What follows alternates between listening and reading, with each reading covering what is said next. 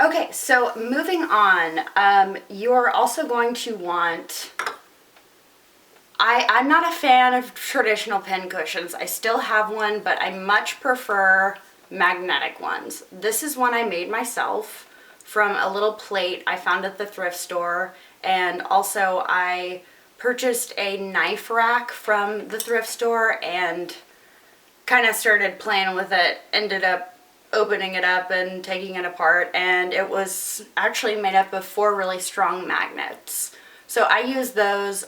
What you do is you get your little pin cushion, or you don't even need to have a plate on it. I just Gorilla Glued it and the magnet to the plate and clamped it, and it's worked really nicely. But you can just run this across your floor, especially if you have carpeting, and it will pick up any loose pins like that. You can also use like a traditional sort of paper clip holder that your mom might have had in her office in the 80s. Might be where I got mine. But these are also really nice. They have a magnet on the inner circle here, and then the rest is just clear plastic. Okay, so next are going to be pinning tools. And these are really invaluable when you tailor your own clothes. I'm talking binder clips and large safety pins. This one's pretty big. And how I use these would be if I had a shirt that was too big, I would pin it with these large safety pins, a tiny bit looser than I want it to fit. And then I would take it over to my sewing machine and First I would mark where I pinned, and then I would take it over to my sewing machine and have it pinned with just a normal pin. And I won't go too far into that because I don't want this video to be too long. Okay, next. You are going to need a lot of rulers, a vast assortment. My favorite ruler is the Drit Styling Design Ruler. It is amazing. It is 4 rulers in one, and I'd like to address all of the negative reviews that I've seen on Amazon, and hopefully I'm not speaking too soon. I just knocked on some wood. But I haven't had any problems with this ruler breaking, and I dropped it last night pretty good. So yeah, I don't know. I think it's worth the investment. Actually, excuse me, I do know it's worth the investment. And that's because it's got these great slots right here for marking straight lines. It's got a straight edge for pattern grading. It's got a hip curve, an armhole curve, and I also use it as a waist curve. Continuing with waist curves, you're also going to want some French curve rulers, even if you do buy the Styling Design, just because it's nice to have a lot to choose from.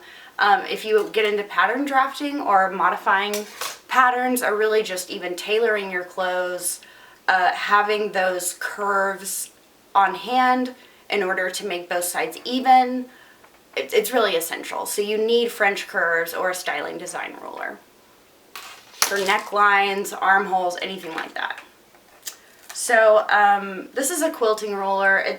These are not super important. This is a 45-degree angled diamond ruler.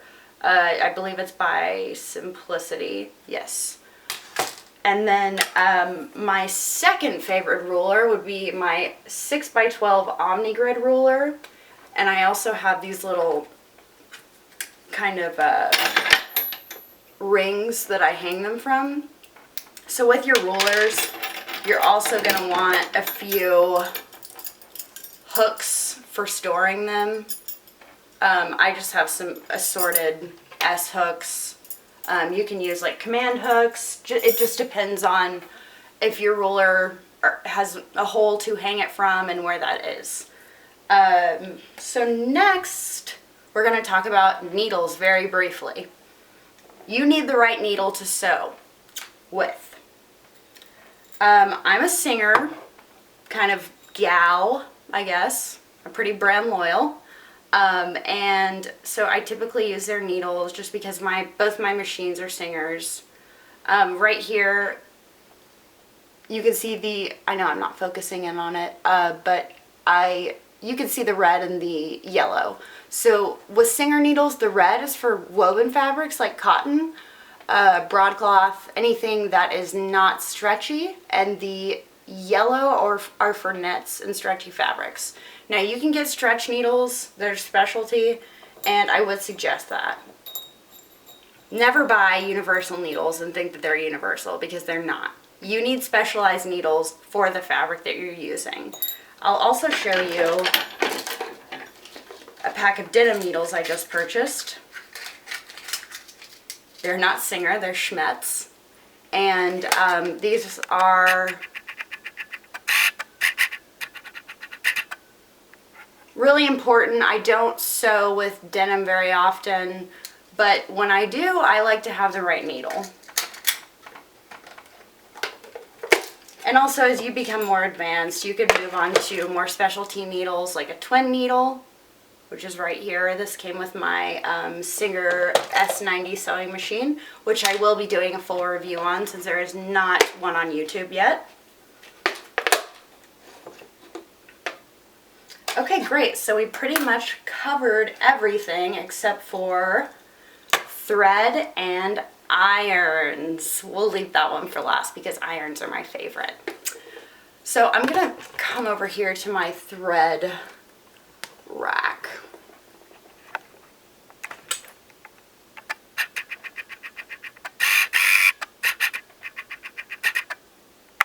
As you can see, I have quite an assortment. The majority, all of these pretty ones up here, are vintage threads that my great-grandmother left behind. I've tried to use them in my sewing machine, but they typically will break, so I just use them for display and for hand sewing. But you're going to need all-purpose thread. If you're a quilter, you'll need cotton thread. I suggest Gutermann. You'll need, heavy-duty thread, and these are little bobbin holders, by the way. But basically all of this thread right here, all of the nice pretty colors, that's mercerized cotton from way back in the day. And then I have like Coates and Clark all-purpose. I have black embroidery thread.